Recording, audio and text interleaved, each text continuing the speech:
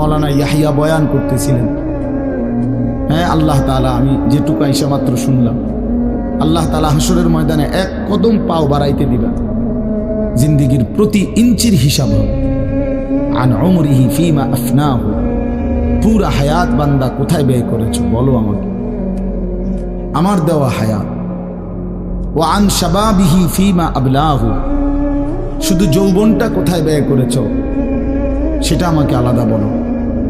ওয়া আন মালিহি মিন আইনা ইকতাসাবাহু ওয়া ফীমা আনফাকাহু, প্রতিটি টাকার ব্যাপারে হিসাব দাও দুইটা।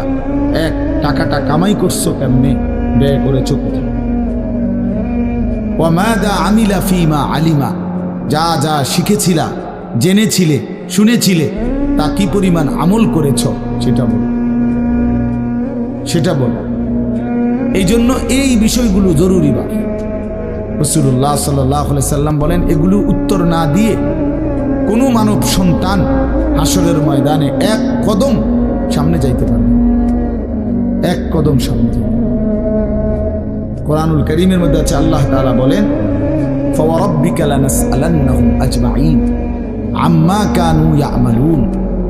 আল্লাহ তাআলা বলেন, আমার কসম, মানে আল্লাহর কসম, আল্লাহ নিজের কসম করে বললেন, আমি অবশ্যই তোমাদেরকে জিজ্ঞেস করব, অবশ্যই অবশ্যই সকলকে, আজমাইন, সকলকেই আমি আল্লাহ জিজ্ঞেস করব, আম্মা কানু ইয়ামালুন, দুনিয়ার হায়াতে যা তোমরা করেছিলে।